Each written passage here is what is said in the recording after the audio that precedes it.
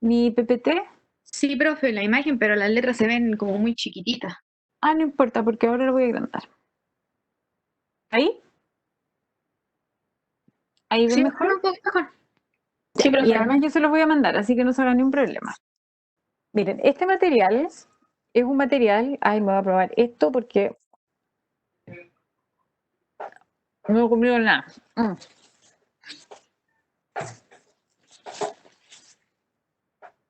Ustedes me van interrumpiendo.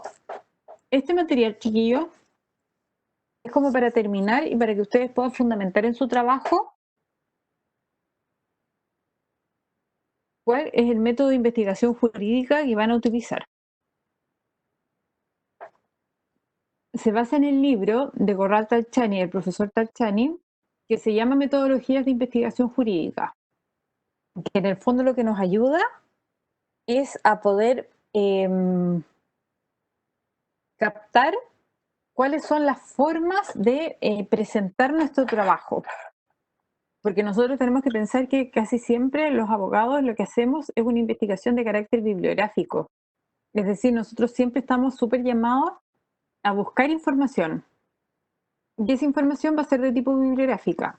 No obstante, de todas maneras hay que presentarla de una determinada forma. Y eso es un poco lo que hace este PPT, enseñarnos cómo hay que presentarla. De todas maneras, yo este material se los voy a subir, pero quiero que me vayan haciendo las preguntas y me interrumpan, porque yo ahora sí que no los veo porque estoy viendo el PowerPoint. Me interrumpan cualquier duda que tengan, porque después prácticamente nos vamos a solamente comunicar por mail o a través de Felipe, ¿ya? Entonces me interesa que les quede claro. ¿Se acuerdan que nosotros la semana pasada vimos el abstract y en el abstract había una cierta estructura? Sí, profe. Ya, y también se acuerdan que dentro del trabajo yo también les pido que expliquen cuál es el material y método o el método, la metodología de investigación jurídica que van a aplicar en uno de los ítems. Entonces, a esto nos estamos refiriendo. Entonces, ¿cuáles son los métodos de investigación jurídica que se han utilizado históricamente? El primero es el método histórico, que es aquel que se basa en la ciencia histórica y que ha tenido una evolución histórica, que se basa, ¿cierto?, en la Escuela Histórica del Derecho, que es aquella planteada en la Escuela de Savigny. ¿Se acuerdan?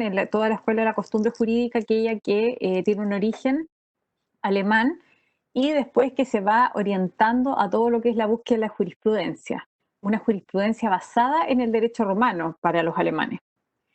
Entonces acuérdense que aquí el tema del método histórico siempre busca ir a la fuente originaria de, o pura, a la más pura de encuentro respecto del material que estamos buscando. Entonces, en esta materia, nosotros cuando decimos que tenemos un método que es histórico, siempre va a tener fuentes históricas y fuentes historiográficas. Las fuentes históricas van a ser aquellas que dicen relación con fuentes que son directas. Es decir, por ejemplo, yo fui a los manuscritos, al manuscrito que dejó.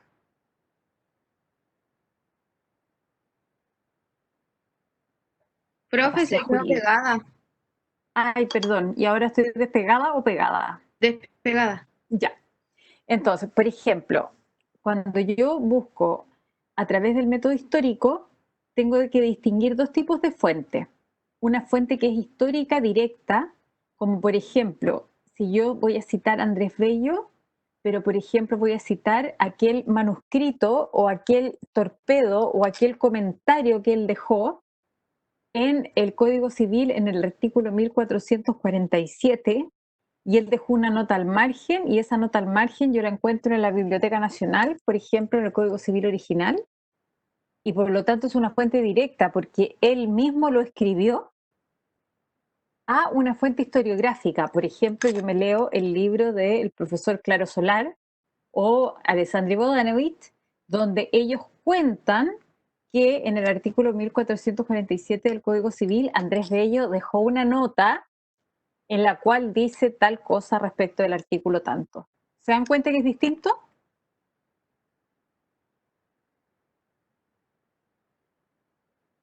Sí, profe.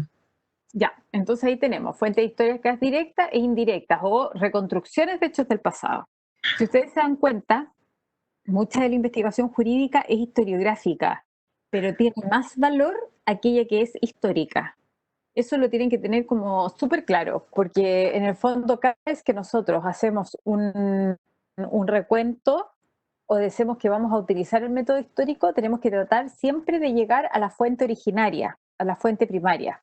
Y es por eso entonces que es tan importante el conocer idiomas y el estar en los lugares o conocer los lugares. Por ejemplo, si yo voy a hablar del derecho romano, tener conocimiento del digesto, conocer el digesto, conocer algo de latín. Si yo voy a hablar del Código Civil alemán, saber realmente un poco de alemán, tener conocimiento de cómo se maneja, porque eso me va a dar mucho más autoridad para utilizar realmente este método histórico. ¿Ya? Ahí tenemos un primer método. Por otro lado, se busca, claro, cuál es el status cuestión, es decir, cuál es el estado actual de situación y las fuentes que se utilizan los autores en el tema. Y por otro lado, es una fuente donde hay documentos, discusión y textos. Aquí siempre tenemos que hacer una periodificación, ¿cierto? Tenemos que agrupar en qué periodo de tiempo estamos ubicados. Y en eso fíjense que ustedes casi todos se ubicaron, o sea, prácticamente todos, porque yo los obligué a eso, salvo excepciones, a que nos ubicáramos en el tiempo actual. Es decir, nosotros casi todos estamos investigando entre los años 2010 y 2020. Algunos se tiraron un poco más atrás, como en el caso del narcotráfico en Colombia, porque data de un poco anterior, y en algunos otros tipos de investigaciones donde necesitábamos ir un poco más atrás. Me acuerdo que el año pasado hubo un trabajo súper interesante que hablaba de la migración en Chile, de las normativas de migración. Entonces, ese trabajo tampoco se basó en estos últimos 10 años, porque nuestras normativas de migración, yo no tenía idea, pues aprendí con ustedes, aprendo un montón yo de tanto leer. Esa normativa de migración, la última que nosotros tuvimos, la primera era como de 1800, era como la época de Vicente Pérez Rosal, en 1840, en el gobierno de Bulnes, para que vinieran los alemanes y otros europeos, en el fondo para mandarlos al norte del país y al sur del país porque no había nadie. Y si no, todo iba a ser Argentina o Perú. Y después las segundas políticas migraciones importantes se generaron en los años 70 con Pinochet. ¿Por qué? Porque Pinochet dictó ciertas normas de migración a propósito de la guerra que eventualmente íbamos a tener con Argentina. Entonces él generó políticas migratorias que eran restrictivas porque necesitaba que los chilenos permaneciéramos en el país y por otro lado estuvieron súper unidas a políticas de natalidad, de mayor natalidad, porque si hay guerras tenemos una baja de hombres que es notoria y por lo tanto necesitamos reposición masculina en las políticas públicas. Es súper frío lo que les estoy diciendo, yo lo aprendí leyendo el trabajo, pero es así, pues. Entonces, en ese caso, ese trabajo fue súper interesante, porque en el fondo tuvimos que retrotraernos finalmente, y bueno, y después de esas políticas de migración de Pinochet, prácticamente no hubo nuevas normas en relación a políticas de migración. Entonces, nosotros nos quedamos súper desactualizados. Y por eso ahora tenemos una pata de pollo, como digo yo, en relación a políticas migratorias y a normas de migración. Hoy tenemos personas que nos visitan de distintos países y tenemos una sociedad que es bastante multilatinoamericana.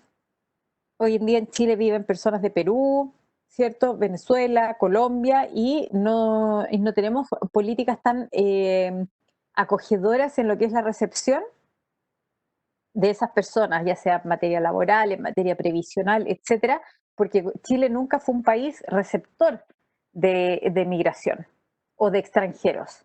Y además los extranjeros que llegaban hasta antes de estas épocas recientes eran principalmente personas que venían de Europa y que eran muy bien tratadas, porque además venían con otro nivel cultural, venían en otras circunstancias. Entonces, generalmente se les daban privilegios o socialmente se les daban privilegios. Fíjense ustedes que a los inmigrantes europeos no se les dice inmigrantes en la historia de Chile. Ustedes van a ver que se les dice extranjeros. En cambio, cuando hablamos de Perú, Bolivia, Chile, o sea, Colombia, Venezuela, hablamos ahora recién de migración.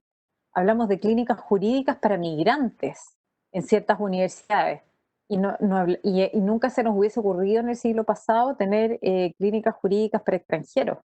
Entonces, eso habla mucho de lo que es nuestra cultura de migración. Entonces, claramente, dado que tenemos una legislación súper desactualizada, ahí se utilizó método histórico. Sus compañeros utilizaron método histórico el año pasado y lo utilizaron a propósito de lo que eran las políticas de migración entre el 1800 más o menos, con estas políticas de Pérez Rosales, hasta los años 80 y 90, que fueron las últimas políticas apenas de migración que tuvimos nosotros, y no tuvimos más. Entonces, eso fue súper interesante para ver los desafíos futuros en relación al Chile actual. Allí hubo una utilización de método histórico. Estoy acordando de las propias investigaciones que han hecho ustedes, que han sido súper entretenidas. Y ahí también tenemos, entonces, en base a eso, se elaboran los hechos, textos e interpretaciones en base a lo que existe actualmente.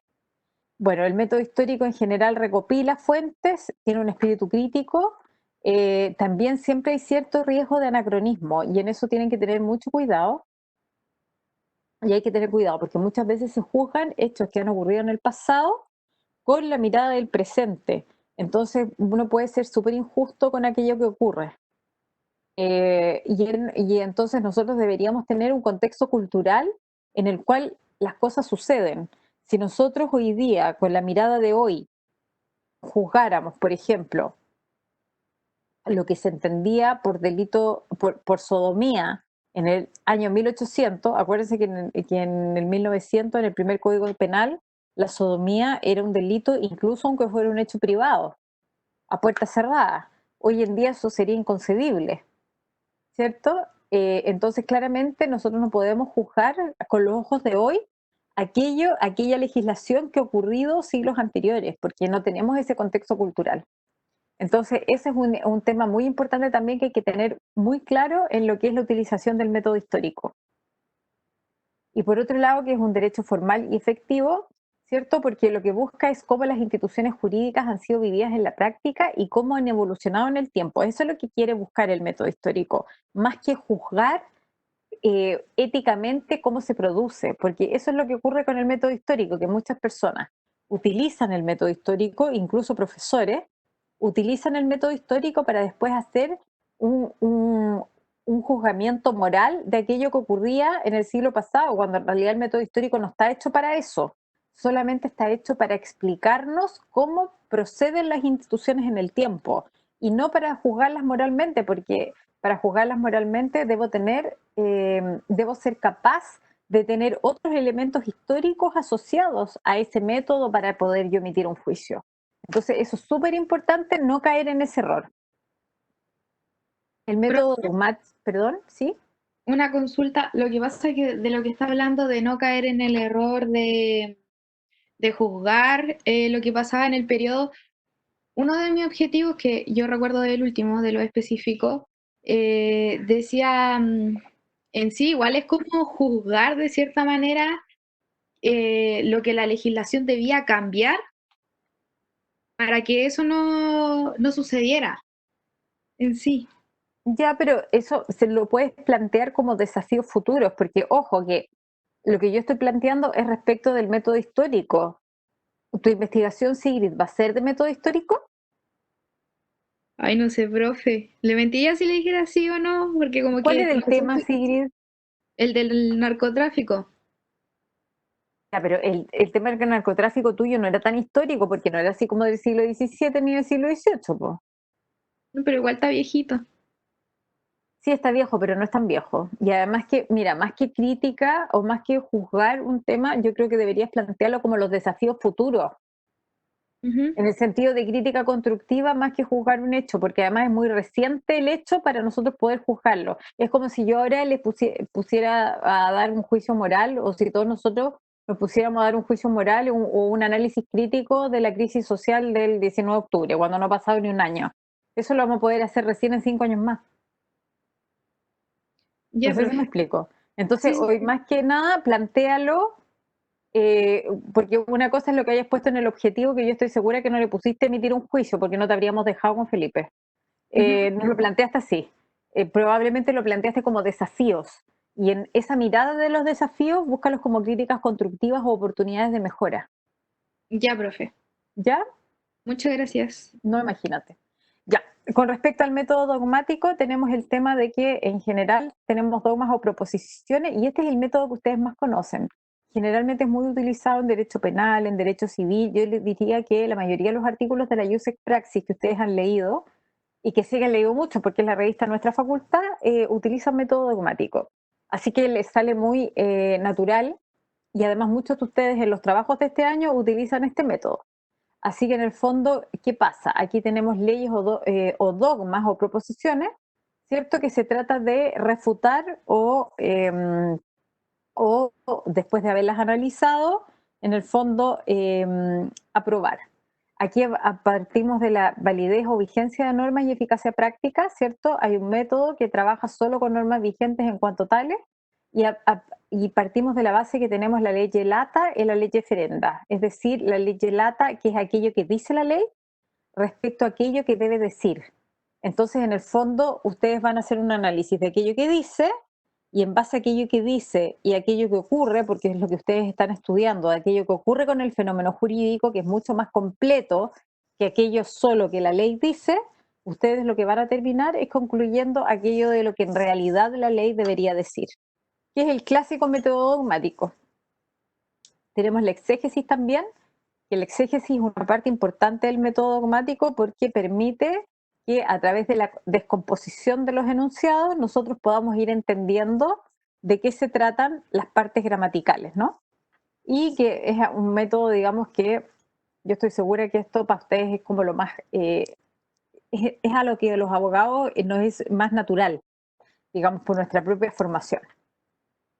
En cuanto al método dogmático, también tenemos la sistematización o la axiomización, es decir, una mezcla entre inducción y deducción. Si ustedes se fijan en los artículos científicos que nosotros leemos, generalmente a veces son inductivos, es decir, parten desde el resultado hasta el por qué.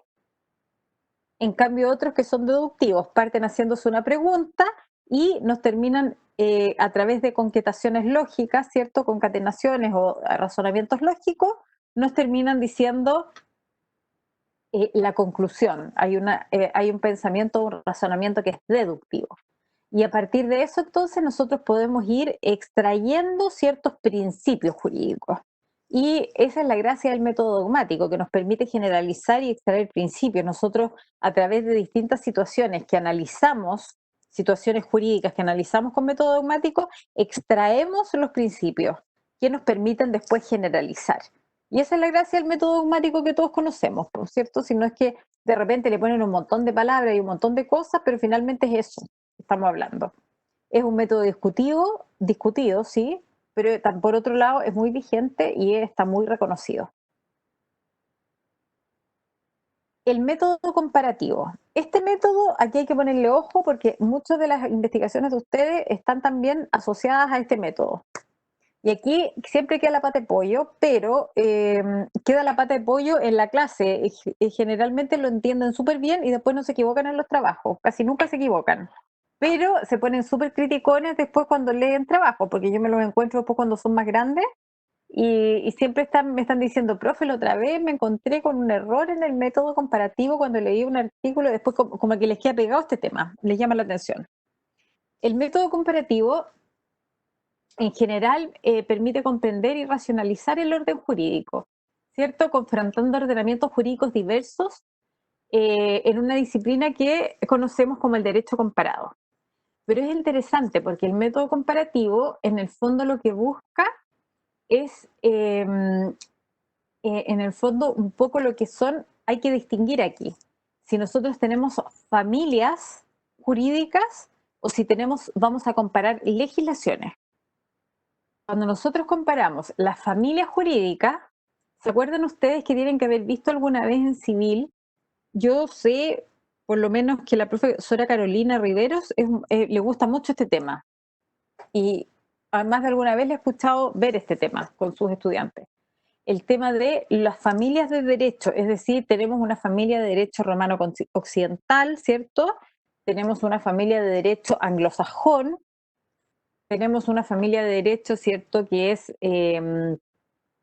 occidental, pero más oriental, perdón, una familia de derecho, digamos, romano occidental, tenemos una familia de derecho romano que tiende a ser más oriental, o a lo que se refiere todo lo que es el derecho ruso, que es una mezcla.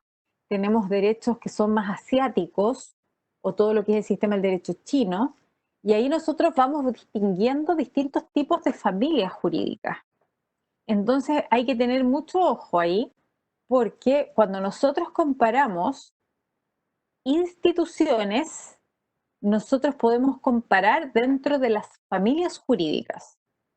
Por ejemplo, voy a comparar la institución matrimonial en el derecho o en el sistema de derecho,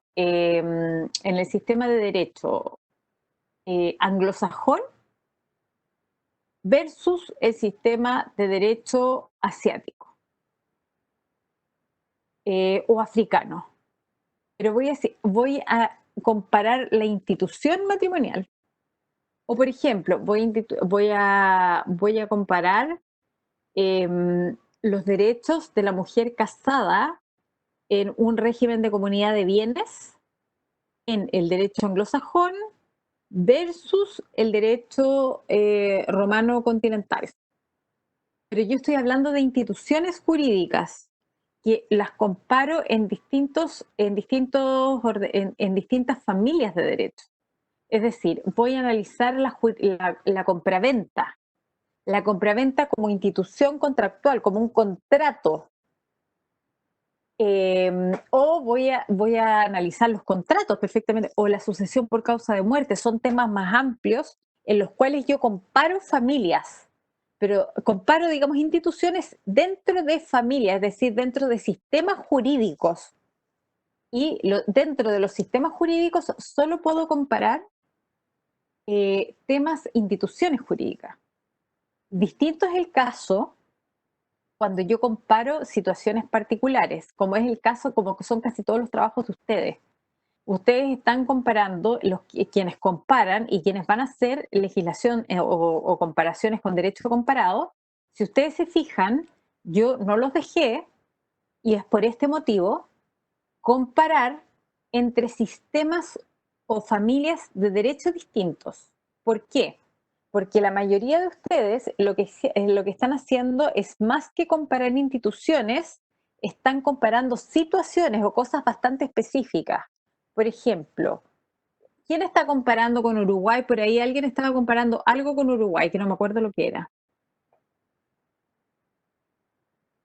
¿Hay alguien de ustedes que esté presente comparando algo con Uruguay o con otras cosas? ¿Profe? ¿Sí? Nosotros estamos comparando con muchos sistemas, por ejemplo Uruguay, Paraguay, Venezuela. Ya, ¿y cuál es el tema? Nosotros hablábamos del sistema penitenciario para jóvenes menores de edad. Ya, por eso, porque están hablando en el fondo, sistema carcelario respecto de menores de edad. Se hizo énfasis en que se buscara dentro de países que tienen el mismo tipo de legislación, es decir, que se encuentran dentro de la misma familia del derecho romano occidental principalmente, y que ha recibido la tradición, ¿cierto?, del derecho castellano. Entonces ahí para nosotros es fácil comparar porque tenemos una misma cultura, pero algo que yo no les habría dejado hacer es que ustedes me dijeran: profe, voy a comparar la ley o el ordenamiento, porque ustedes cuando partieron con ese tema partieron por el ordenamiento penal, o sea, en el fondo los sistemas de reinserción penal adolescente, si es que mal no recuerdo. ¿Era así o no? Y así mismo. Sí. Partieron por ahí, el sistema de reinserción penal adolescente en Chile versus, si ustedes me hubiesen dicho: profe, lo queremos hacer versus en China, yo les digo: no, ni, no, ni, no, ni, no, ni. Ahí mismo que las paro en seco. O me hubiesen dicho: lo voy a hacer versus Finlandia, también las paro en seco, porque se utiliza más un tipo de derecho anglosajón. Y les digo: no, no, no, no, no, porque ahí no hay familias culturales, familias de derecho. Y por lo tanto, en un buen sistema de investigación jurídica, yo, para comparar entre familias de derecho, comparo instituciones, pero no comparo, no comparo situaciones concretas. Las situaciones concretas se comparan siempre entre sistemas que son similares o que vienen de la misma familia. No sé si me expliqué bien o quedaron con dudas. No sé, ¿Sí? yo tengo una duda. Dígame. Es sobre la justicia restaurativa. Agüita, agüita. Yo Ay, perdón, es que estoy resfriada. sí, no se preocupe. En la justicia restaurativa, a nivel europeo con Chile, tampoco entonces se podría relacionar. Es que ojo, porque era a nivel europeo de país o a nivel europeo total. Como nivel europeo en general, haciendo el alcance con Suiza. Ya, pero ojo, que Suiza es bastante mixto en el tipo porque tiene cantones. Entonces tiene distintos tipos de legislaciones. Por ejemplo, el cantón italiano se regula de acuerdo a la legislación de derecho romano, se puede perfectamente hacer. Ah, ya. Listo, gracias. Entonces, sí tendrían relación con el tema, sí podría hacer Claro, pues como... perfectamente podría generar relación. Sí, Me si no te cuesta lo habríamos entender, parado antes. sí, me cuesta entender eso sí, la diferencia entre una situación concreta a una institución jurídica. Claro, acuérdense que las instituciones jurídicas son como los grandes temas. Es como, fíjense en los manuales de estudio. En los manuales de estudio siempre uno le pone el sistema de derecho procesal, el Código Orgánico de Tribunales, tenemos Corte Suprema, Cortes no sé qué. Si yo quiero comparar los sistemas por ejemplo, sistemas de organización judicial, lo lógico sería que yo compare con sistemas que son de un mismo origen cultural. ¿Por qué? Porque después yo voy a utilizar procedimientos que se basan en los mismos principios. Entonces, si yo voy a comparar, tengo que comparar con países del sistema romano occidental y a Chile, digamos, y específicamente, y ojalá se vería muy bien que fueran sistemas de derecho castellano, porque nosotros heredamos todo el derecho castellano. Y el Ya, derecho castellano tiene una herencia romana importantísima, pero después tuvo su aporte castellano, pues del derecho Castilla. Y después el derecho de Indias. El derecho de las Indias es distinto porque también se fue acomodando. Entonces nosotros también tenemos que seguir esa tradición. Tenemos que ir siguiendo de dónde venimos. En el fondo lo que pide este sistema comparativo es que no comparemos chanchos con peras. Eso pasa mucho. Lo que pasa es que somos poco críticos nosotros en eso. Los chilenos somos súper poco críticos en eso. De repente uno ve artículos y ni se lo cuestiona, donde se compara situaciones, pues, de repente yo he visto artículos que hablan de aspectos históricos y después care palo se ponen a hacer comparaciones de Chile con países como Australia y la legislación y que aquí es todo malo porque en Australia se hace asá. Y yo digo, pucha, el nivel de patudez. Pero la gente, los colegas, encuentran súper bueno el artículo, nadie se hace el cuestionamiento. De partida el método histórico no se mezcla o se mezcla muy poco con el comparativo en metodología de investigación. Y segundo, uno no puede utilizar el método comparativo para comparar situaciones que son tan, por ejemplo, en temas de salud digital. Yo ahora estoy metida en ese tema. En temas de salud digital, Australia es el país que está más avanzado, uno de los más avanzados a nivel mundial, para lo que es la protección de los datos. Yo en este momento he tenido que estudiar harto la legislación australiana. Yo podría hacer un artículo donde digo, pucha, la legislación australiana es espectacular y la de Chile es una mugre, no sirve para nada, y pucha, y voy y le mando, y la legislación latinoamericana está como el ajo, y me mando un artículo, 20 páginas criticando y haciendo todas las críticas a la legislación latinoamericana. Como el ajo mi artículo, pues malo, porque lo único que voy a hacer es comparar dos culturas que no tienen nada que ver. Una es de derecho anglosajón la otra, nosotros somos de derecho occidental, dos culturas que además no son pueblos originarios y colonizaciones que no tienen nada que ver, porque nosotros tuvimos una colonización española, donde con todos los peros que hayan, tuvimos una colonización española que tuvo una influencia tremenda en la evangelización, en el concepto de evangelización, que nos guste o no, nos impacta. En cambio, en Australia en la historia australiana y de Nueva Zelanda es muy particular, porque eran islas de castigo, eran islas de presos ingleses. Entonces ellos tienen otro sistema, o sea, llegó otro tipo de personas a Australia a vivir, digamos, y se generó otro tipo de migraciones. Ellos hoy en día tienen otra cultura de migración, tienen otra forma de pensar que es completamente distinta a la nuestra. Entonces comprenderán ustedes y otro tipo de desarrollo económico. Yo no podría comparar los sistemas de salud digital de ese país con los nuestros. Son incomparables. Yo puedo tomar las cosas buenas que ellos tienen y mirarlos y decir, a lo mejor me puedo traer cosas de tecnología, pero lo que es en protección jurídica, claramente yo me quedo con el desafío en Chile de generar cosas que sean acordes a nuestra propia realidad. No sé si les queda claro ahí. Profe, y si ¿Sí? por ejemplo la comparación no se hace tanto a nivel de derechos, sino que más a nivel como de políticas, por ejemplo. Es que en mi caso, que era el tema de la reincidencia y la reinserción social, estuvimos, bueno, tenemos como varias legislaciones vistas y todavía no definimos como cuál específicamente vamos a tomar, pero a nivel americano encontramos que somos como súper parecidos, pero ya llegando como a nivel europeo, por ejemplo, un ejemplo que todos los países han querido seguir y que es súper difícil, el de Países Bajos, por ejemplo. Pero buscando ese tipo de sistema de derecho, nos dimos cuenta de que no es tan diferente tampoco al chileno. O sea, igual tiene cierta, se basa mucho en el código francés, el sistema penal tampoco es tan alejado, entonces se puede tomar perfectamente o a pesar de ser... Claro, perfecto. Muy atingente, Benjamín, lo que estás comentando, porque los Países Bajos en el fondo tampoco se puede decir, si bien ellos se venden como muy tirados a lo anglosajón, no es tan así. Los Países Bajos tienen una colonización prácticamente francesa. De hecho, eso mismo Son también como casi que... galos, o sea, son absolutamente, o sea, o sea, están súper influenciados por esa parte del mundo, digamos. Son mucho más Claro, galos que anglosajones.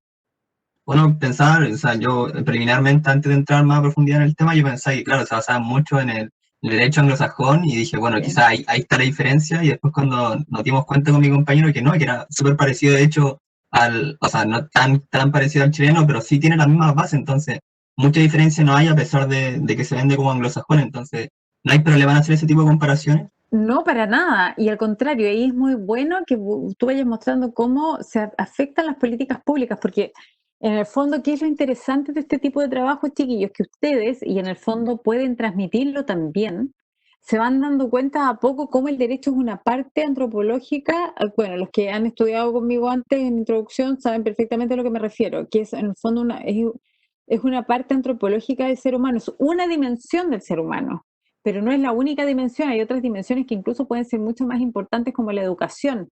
Si bien yo tengo sistemas de reinserción social con normativas similares, incluso con políticas que en el papel me parecen similares, incluso con la intención de los políticos similares podría ser en algunos casos, incluso le puedo asignar fondos similares, pero finalmente si no tengo niveles de educación altos o si no le pongo tinca el tema educacional, no voy a lograr mucho más, pues. Entonces, eso ya son buenas conclusiones porque en el fondo apoyan la tesis o apoyan, digamos, una realidad de que el derecho es una dimensión humana más que está al servicio del ser humano, pero que hay un montón de otras dimensiones que no podemos olvidar. Entonces, en países como el nuestro y en general en Latinoamérica, donde creemos que la ley es todo, o sea, piensen ustedes que ustedes son privilegiados. Nosotros, todos los que estamos en este chat o en este Zoom, en este Webex, somos privilegiados porque tenemos la oportunidad de estar en un aula universitaria. No todos han tenido esa oportunidad en Chile. En Latinoamérica ni para qué decir, o sea, a nivel mundial el 2% de la población es profesional. Si nosotros pensamos que lo privilegiados que somos, muchas veces perdemos el rumbo de no entender que para muchas personas La ley es sinónimo de moralidad, o sea, lo legal es moral, lo que no es así. Lo legal es educación, lo que tampoco es así. Lo legal, finalmente la legalidad suple un montón de otras áreas y que nosotros, los juristas, tenemos la responsabilidad de ir transmitiendo que no es así. Entonces ya el que llegues a esa conclusión, pero llegues a esa conclusión por convicción, por haber hecho un estudio sistematizado, significa que hay una maduración conceptual importante en ustedes.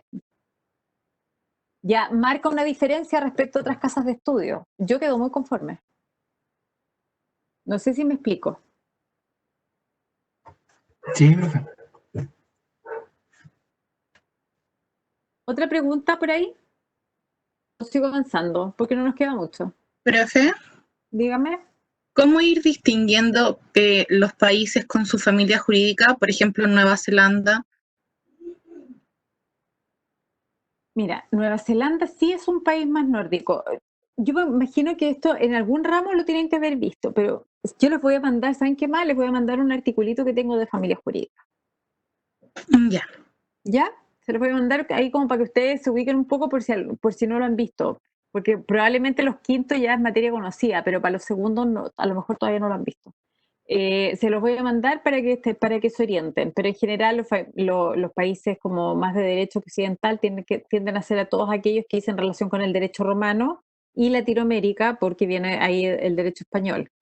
Los anglosajones con todo lo que es Inglaterra, Finlandia, todos estos países del norte tienden a tener una normativa que es más anglosajona también. Pero ahí en las familias jurídicas está más o menos explicado, ¿vale?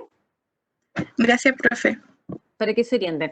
Pero es súper importante lo que dijo Benjamín, que ustedes también puedan distinguir entre aquello que es la normatividad jurídica, que es aquello que ustedes van a evaluar o lo que ustedes van a trabajar ahora, versus lo que es el planteamiento político de cómo se presenta.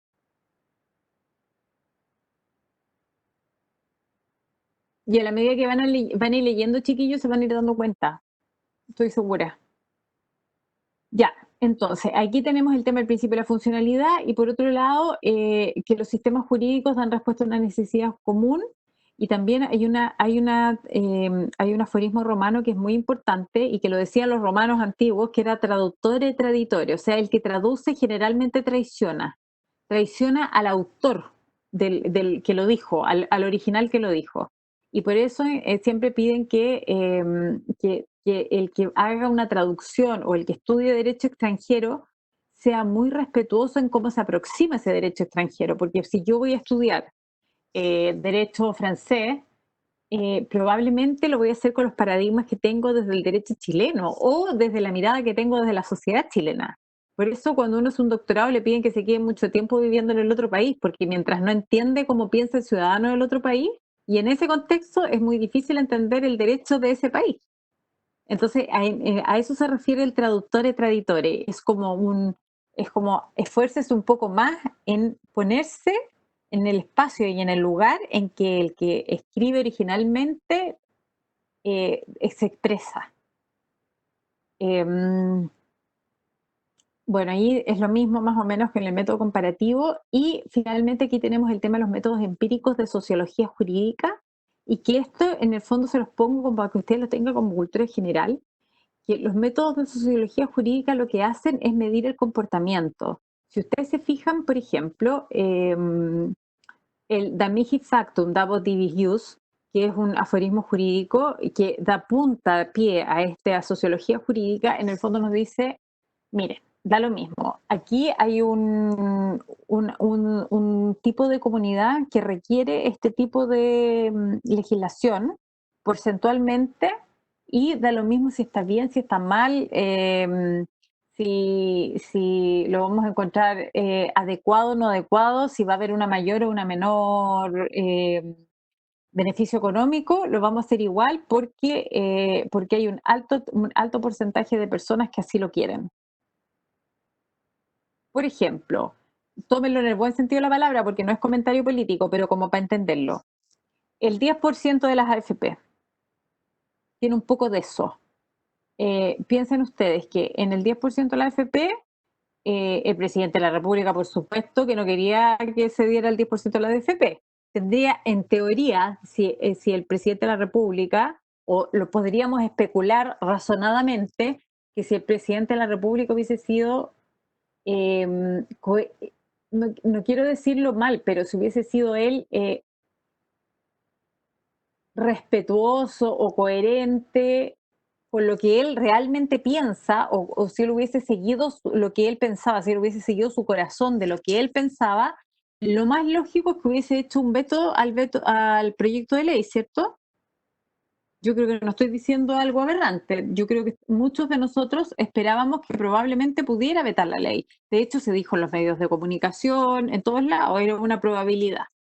La ministra Rubilar en un momento lo dijo. Nosotros estamos pensando que a lo mejor se va a vetar esto. Lo insinuó en 2 oportunidades. Entonces, ¿qué pasa? ¿Pero por qué no lo hace? ¿Por qué creen ustedes que él no actúa con el veto de la ley?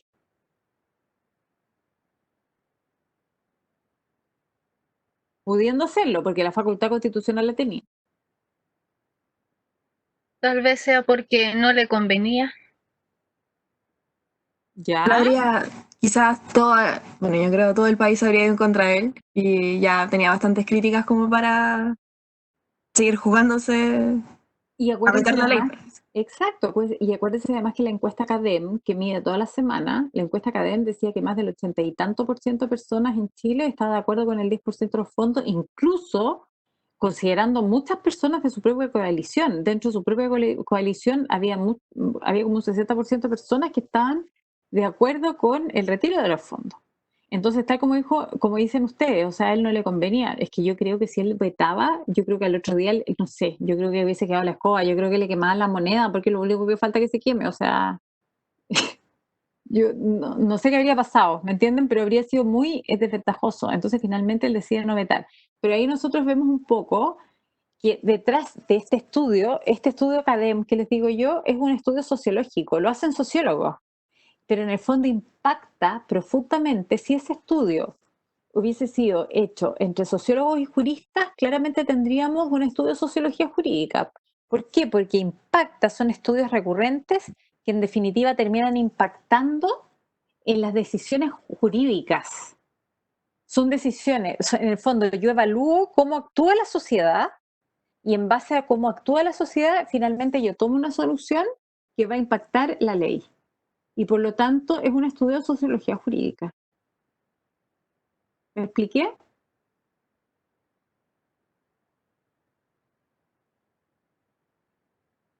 Tienen Sí, que hablar porque no ve el chat, eso.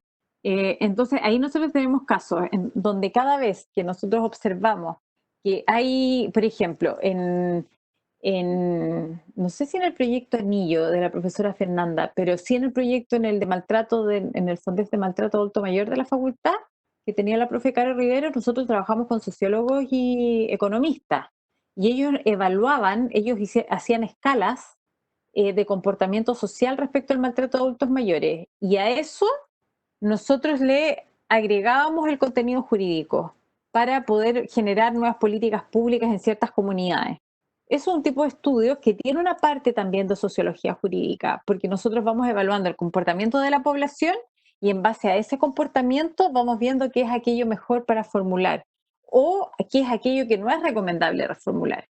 Entonces, todos los trabajos que ustedes están haciendo, ninguno es de sociología jurídica, ni podría serlo en pregrado, porque en pregrado trabajamos solo con juristas, porque estamos en otra etapa de nuestra formación. Generalmente la sociología jurídica es probable de poder ejecutarla en posgrado y ya en equipos interdisciplinarios, donde necesariamente necesitamos economistas, psicólogos y sociólogos.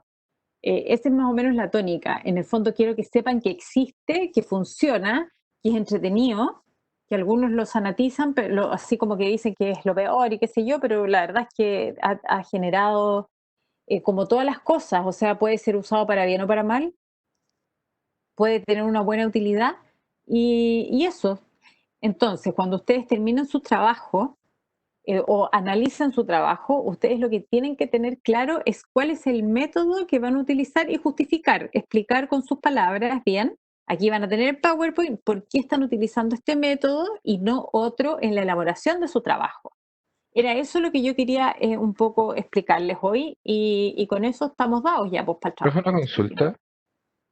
Dígame. Por ejemplo, mi tema es la eutanasia infantil y en Chile no está en no existe legislación que diga una cláusula para la eutanasia. Por el contrario, por ejemplo, la ley 20.548 No, dice que 20.584, la ley de derechos eso, del paciente. claro, dice que no los tratamientos que aceleren Sí, o retrasen no, aceleren o los o tratamientos artificiales o que faciliten. aceleren el... Claro, no podemos, porque no encontramos mucho material para poder seguir con el tema. Por ejemplo, tomar encuestas o cosas así y aplicar esto, entre comillas, sociología jurídica como método No, para desarrollar. porque eso, para eso ya necesitarían ejecutar focus group, encuestas, ese tipo de Ah, materiales, por ejemplo, con niños que se encuentran en un hospital oncológico, entrevistando padres, por ejemplo. Y para ya. eso ya necesitan tener estadísticas respecto a las respuestas o matrices de investigación respecto a las respuestas. Yo ahora estoy trabajando en un estudio con la Católica Concepción, estamos trabajando sobre cuidados paliativos o cuidados de fin de vida con adultos mayores que son pacientes oncológicos, que tienen cáncer y que ya están en el hospital. Bueno, la verdad es que ya los entrevistamos y todo, y algunos murieron incluso, para ver el tema de los cuidados espirituales en el contexto de cuidados paliativos. Pero estamos trabajando con una profesora que es experta en metodologías cualitativas, que en el fondo que son para hacer matrices de preguntas y todo, para poder nosotros llegar a después hacer escalas. Entonces, esos son métodos que los abogados no manejamos. Ah, ya, O sea, perfecto. de hecho, yo soy mandada en el fondo, porque ella nos dice todo lo que tenemos que hacer y yo hago lo que ella me dice, aprendo con ella, soy como una alumna de ella. Profe, una ¿Mm? consulta. Respecto, por ejemplo, a poner encuestas o estadísticas de percepción social, porque, por ejemplo, en el tema que estoy viendo yo de la reinserción, todos los años se están haciendo encuestas sobre la percepción de la delincuencia y cuáles son las soluciones que la gente como que cree que podrían ser la solución a la delincuencia. Claro, ¿Eso pero no hay eso problema poner eso? no, pues porque eso no es sociología jurídica, porque en el fondo está mucho más cercano a lo histórico, lo dogmático. Porque en el Ya, fondo tú no estás, la sociología jurídica se refiere a que yo, es la pregunta que hizo tu compañero recién, es que yo tomo la encuesta, ya, o yo hago el focus group, o yo cojo como información primaria la información, pero tú no vas a hacer eso, tú vas a leer una encuesta claro. que ya hizo otro, Ah, ya, la ya, vas a perfecto. citar, entonces para Por ti no más hay que, problema. ya, por más que se interprete, entonces no hay problema. No. Y con respecto a la eutanasia en niños, el caso que estábamos viendo recién, a lo mejor, ¿sabes qué? Nos encontró legislación, pero en materia de bioética no hay mucha legislación casi en ningún tema. Entonces lo más fácil es buscar jurisprudencia en temas, porque los jueces avanzan antes que la ley. Sí, sí, lo que tenemos como base, De buena hecho, en base, Colombia hay jurisprudencia eso, respecto de... eso Sí, mismo. mm, Tenemos unas buenas sentencias, sí, o en sea, un par Colombia hay varias. de sentencias de la Corte Suprema Colombiana. Sí, de hecho, donde más hay es en Colombia, Claro, respecto sí, no sé, ahí de... sacamos. mm. Súper. Mira, con que encuentren dos en ese tema ya están al otro lado, porque en realidad, y bueno, está la sentencia igual, pero hay una chilena que debería estar en ese trabajo incorporada, que es una sentencia del 2009, que es antes de la ley de derechos del paciente, pero que en el fondo habla de la limitación del esfuerzo terapéutico, porque ustedes deberían hacer esa diferencia en el trabajo entre eutanasia y limitación de esfuerzo terapéutico, y que ocurrió en Valdivia en el año 2009 y que la profesora Ángela Vivanco hizo un artículo sobre esa sentencia. Yo tengo la sentencia y el artículo. Si me escriben a mi mail, se los mando. Ya, después le mando un correo Porque les va entonces. a servir como histórico, porque en el fondo es lo único que se aproxima al tema en Chile. No hay otra sentencia respecto de menores de edad.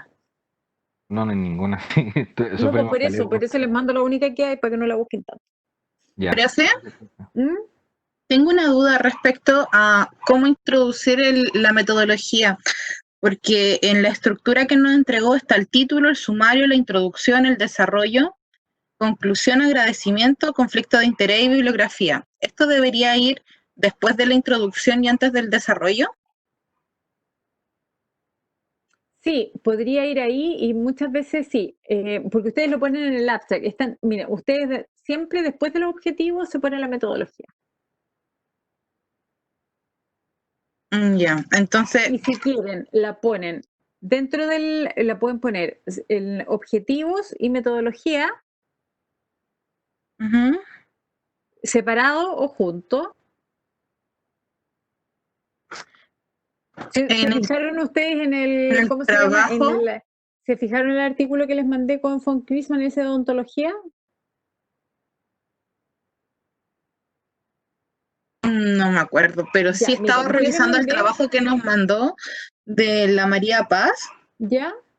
y esto, la metodología está después de la introducción. Entonces pónganlo ahí, pues. Porque no está mal. La metodología la pueden poner ahí o la pueden. La otra posibilidad es que lo hagan.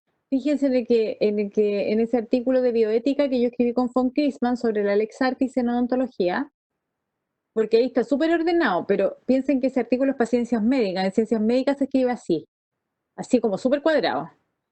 Pero no, es el que les mandé, ¿no? Sí. Les mandé el de Fonca, ya. Entonces ahí está súper ordenado, porque ellos ponen siempre título, bueno, el abstract es introducción, objetivo, metodología separado. Eso también se puede hacer. Si la cosa es que esté antes del desarrollo. Ya. Y Antes del desarrollo y en el fondo ustedes ponen introducción, objetivo, título. Lo que pasa es que hay algunos trabajos de derecho que uno pone la introducción y en la misma introducción algunos ponen los objetivos y la metodología, pero a mí no me gusta así porque los enreda más. A mí me gusta que ustedes lo pongan separados, ordenaditos, para que nunca más se les olvide, para que les entre en la cabeza.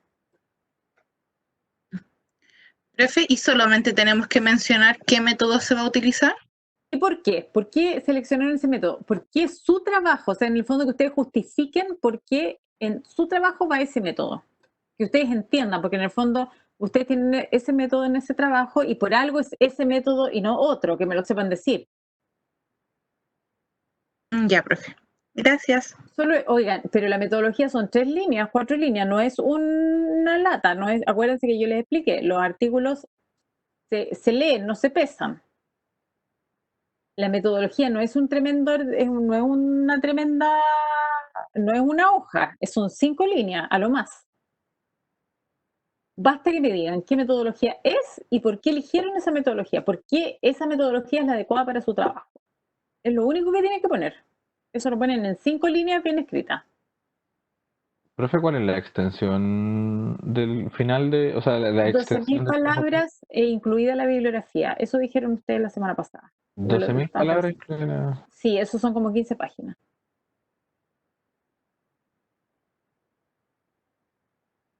Por eso les digo, se hace complicado porque tienen mucha bibliografía, porque acuérdense que un artículo científico debe tener al menos 50 bibliografías para 10 páginas.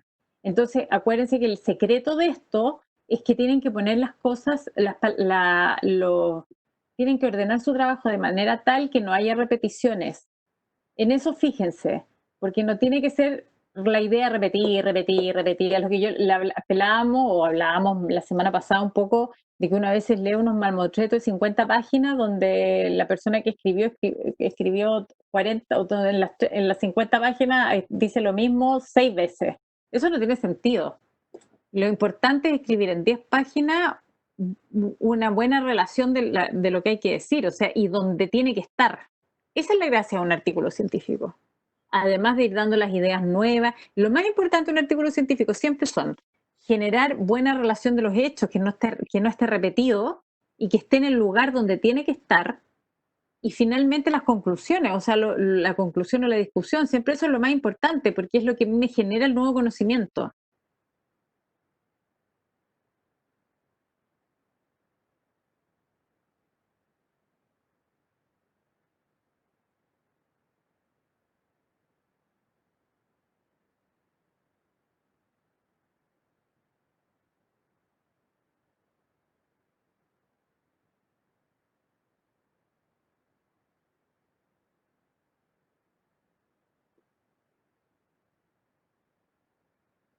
¿Alguna otra duda, jóvenes? Ignacio Jorquera ha estado muy callado. Todas las No, clases. no, ¿Cómo le estás? hice bien, ¿y usted, profe? Sí, ¿tiene alguna duda? Le hice las preguntas de la eutanasia. Muy bien. ¿Alguna otra duda? No, Profesora, yo Dígame. tengo una duda, si yo, por ejemplo, llegara como a mezclar un poco la parte histórica y dogmática, ¿Ya? ¿se Nada, podría pues no hacer? pasa nada. Pero por supuesto, pero me lo tiene que justificar. Ya, ok. Que ahora escuchando las metodologías, como que me llamó la atención a ver si podría realizar como una mezcla entre las dos, como empezar cómo nace la adopción y a cómo hemos llegado y cómo se aplica este principio. Es Sí. una idea que me surgió ahora, en este momento, por eso le pregunto. Ahora, eso sí, fíjate que Constanza, que podría ser más dogmático que histórico. Entonces, fíjate si a lo mejor basta solo decir dogmático. Ya, Porque a través del método, porque el método histórico es solo histórico. El método ya. histórico lo que tiende a hacer es evaluar lo que ocurrió antes y explicar por qué se dio ese fenómeno en el tiempo y generalmente se queda ahí, no avanza más. En cambio, el método dogmático tiende a ser un poquito más evolutivo, a buscar el por qué y para dónde vamos. Entonces, fíjate si da para histórico y dogmático o si a lo mejor es solo dogmático. Ya, esa era mi duda, profesora, gracias. Pueden ser perfectamente las dos cosas, pero tienen que estar bien justificadas. Por eso, fíjate bien. Ok, muchas gracias. De nada.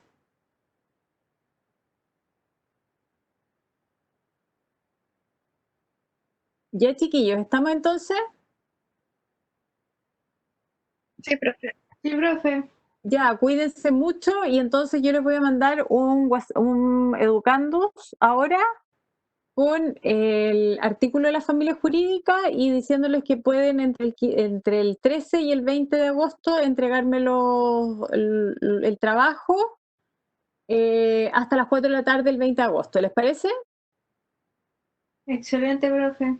Ya, un abrazo, cuídense mucho y trabajen, pues, ¿qué quieren que les diga? Ánimo para lo que queda, para el final que queda. Igual cuídese, muchas gracias. Ya, Que esté cuídense. muy bien. Gracias, profe. chao, profe, gracias. Muchas gracias. Chao, chao. Chao, chao.